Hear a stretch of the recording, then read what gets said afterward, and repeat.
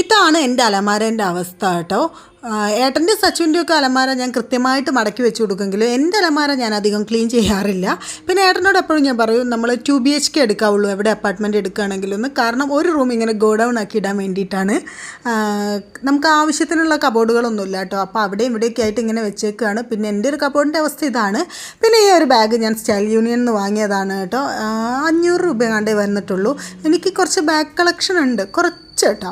അപ്പോൾ ഒരു 500 രൂപയിൽ താഴെ, വലിയ ബ്രാൻഡിൻ്റെ ഒന്നുമില്ല. എനിക്കിഷ്ടമാണ് ബാഗ് വാങ്ങാൻ. ഈ കല്യാണമൊക്കെ കഴിഞ്ഞതിന് ശേഷം കുറച്ച് കുറവാണ്. അതിന് മുമ്പ് നന്നായിട്ട് വാങ്ങുമായിരുന്നു. കാരണം നമുക്ക് വേറെ ചിന്തിക്കാനൊന്നും ഉണ്ടായിരുന്നില്ലല്ലോ.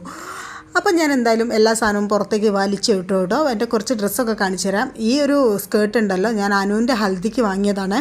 അന്നൊരു പ്രാവശ്യം ഇട്ടിട്ടുള്ളൂ, പിന്നെ ഇട്ടിട്ടേ ഇല്ല. ഏകദേശം 4 വർഷമായി. പിന്നെ ഇത് ഞങ്ങളിവിടെ എറണാകുളത്ത് വന്നപ്പോൾ നമ്മൾ മണ്ണാറശാല അമ്പലത്തിൽ പോകാൻ വേണ്ടിയിട്ട് ഒരു സ്കേർട്ടും ടോപ്പും വാങ്ങി. ഇതിൻ്റെ ടോപ്പ് കൊള്ളില്ലായിരുന്നു, പെട്ടെന്ന് കീറിയും പോയി. ഒരു വൃത്തിയായിട്ട് ടോപ്പായിരുന്നു കേട്ടോ. പിന്നെ ഈ ഒരു ഡ്രസ്സ് ഞാൻ എന്തിനു വാങ്ങി, ഈ ഒരു ഡ്രസ്സ് ഇട്ടിട്ട് ഞാനൊരു ഫംഗ്ഷന് പോയി. എന്തിനു പോയി എന്ന് തന്നെ എനിക്ക് തോന്നിപ്പോയി കേട്ടോ. പോവണ്ടായിരുന്നു എന്ന് എനിക്ക് തോന്നിപ്പോയി. പിന്നെ ഇതെൻ്റെ ഒരു കസിൻ്റെ എൻഗേജ്മെൻറ്റിന് വേണ്ടിയിട്ട് വാങ്ങിയതായിരുന്നു.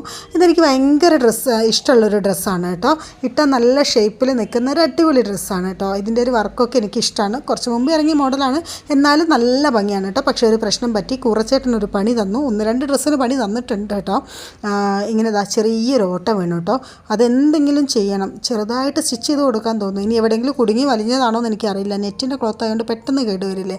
പിന്നെ ഈ ഒരു ഡ്രസ്സുകളൊക്കെ ഞാൻ കഴിഞ്ഞ വർഷം സ്കൂളിൽ പോകാൻ വേണ്ടിയിട്ട് വാങ്ങിയതാണ്. ഒരു സ്റ്റാർട്ടിങ്ങിൽ ഞാനൊരു 10-12 ഡ്രസ്സ് വാങ്ങി. പിന്നെ എൻ്റെ വരെ ഹയർ എൻഡിങ് വരെ ഞാൻ വേറെ ഡ്രസ്സ് വാങ്ങിയിട്ടേ ഇല്ല കേട്ടോ. ഇങ്ങനെ ഡെയിലി യൂസ് ചെയ്യുന്ന സാധനങ്ങൾ ആ 12 എണ്ണം തന്നെ മാറ്റിക്കൊണ്ട് ഇങ്ങനെ ഇട്ടതാണ്.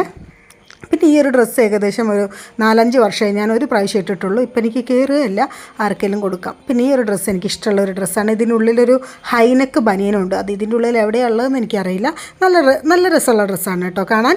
പിന്നെ അതാ എൻ്റെ മിസ്സായ തലേൻ്റെ കവറ്, എൻ്റെ ടവൽ, അങ്ങനെ പല സാധനങ്ങൾ ഇതിൻ്റെ ഉള്ളിൽ നിന്ന് കിട്ടിയിട്ടോ. കൂടെ സച്ചുവിൻ്റെ 1-2 ടീഷർട്ടുകളും ഒക്കെ കിട്ടി. എപ്പോഴും ഇതിനുള്ളിൽ കയറ്റിയിട്ടതാണ്. പിന്നെ ഈ ഒരു ഡ്രസ്സ് ഞാൻ മീഷോന്ന് വാങ്ങിയതാണ്. അന്ന് ഇതിന് എത്രയോ 150 അങ്ങനെ എന്തോ 200 താഴെയും കണ്ടായിരുന്നു.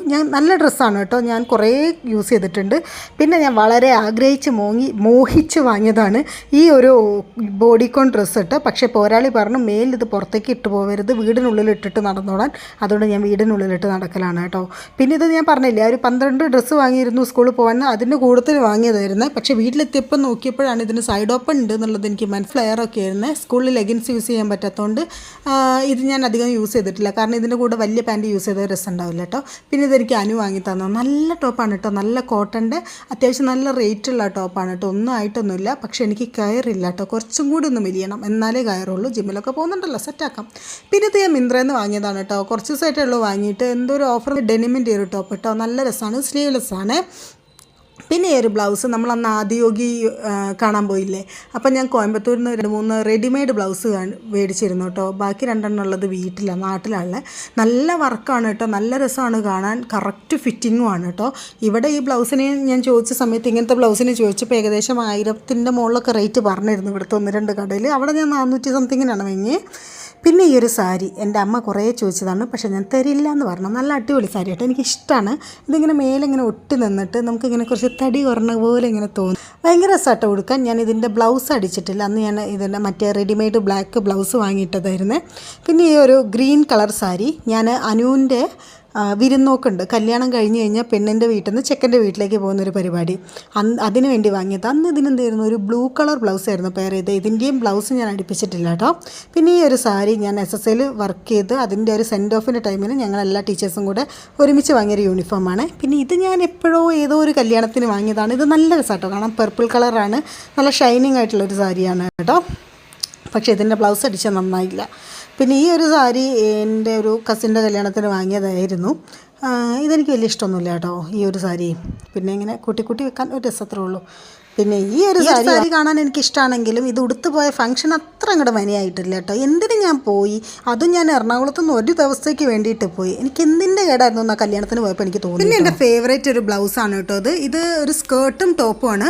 അപ്പോൾ ഇതിൻ്റെ സ്കേർട്ടിൻ്റെ കൂടെ ഒരു ഷോളും അറ്റാച്ച്ഡ് ആയിട്ട് വരുന്നുണ്ട് കേട്ടോ. നല്ല ഭംഗിയാണ് കാണാൻ. എൻ്റെ ഫേവറേറ്റ് ഡ്രസ്സാണ്. ഞാൻ ഇവിടുന്ന് ആ കല്യാണം കണ്ട് മേടിച്ചേട്ടോ.